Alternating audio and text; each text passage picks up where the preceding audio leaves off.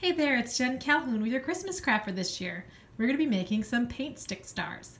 You'll see we have a lot of options for you to customize it, so hopefully you find something that you really like that you can hang up in your house this year. First, let me show you the options for wood.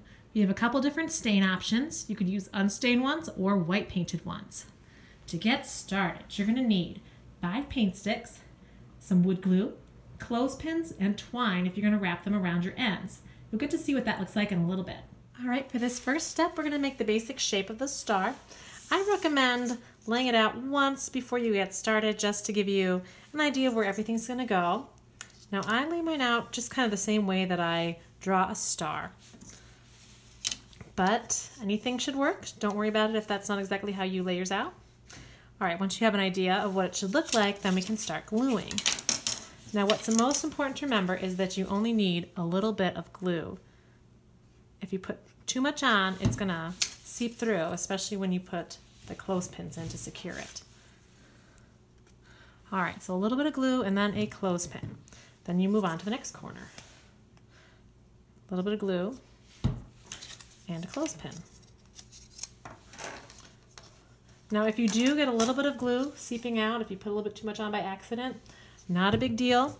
You can just wipe it away with a damp paper towel or your finger, whatever works, and it'll be just fine. But I do recommend cleaning it up before it dries because it will show. All right, here we're on to the last stick. Now don't worry if this doesn't look quite right, you'll have a chance to fix it. All right, here is a perfect example. My star is looking a little funky here. So while the clothespins are on, you can actually adjust it until it looks just the way that you like it, see? Now you can see that I have a little bit of glue seeping out, just like I told you. So I have a paper towel ready to kind of clean that up. Now, once you have it the way you like it, you're gonna sit and let it dry. Now, if you're a bit of a minimalist, you're not too crafty, you could stop here. Or you could go one step further and tie some twine around the ends.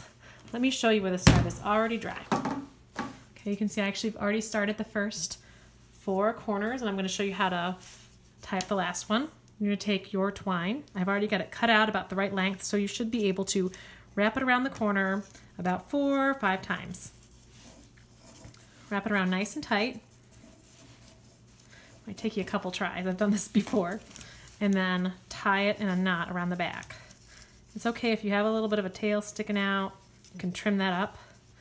And then to make it extra secure, I recommend a little bit of wood glue or a little bit of hot glue right on top of that.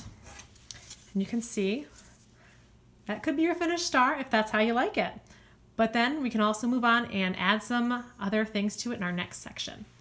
Okay, so while your star is drying is the perfect time for you to pick out how you're going to decorate it. We have lots of options. We have lots of greens, pine cones, bells, ribbon. You might even think we have too many options. So this is where you can really have a lot of fun and play around, pick out something, see how you like it, try something else. The easiest way to attach it is probably going to be hot glue. You can go ahead and put a lot of hot glue on there and stick it right on. Just be careful not to burn your fingers. And another tip I have, when you are making a bow, it does not need to be a big fancy bow. You can make kind of your regular wrapping presents kind of bow, but I recommend not cutting it off until you know how much you need. Once you've made it as big as you want it to be, then you can, how long the tails you want them to be, then cut them off so you don't cut it accidentally too short.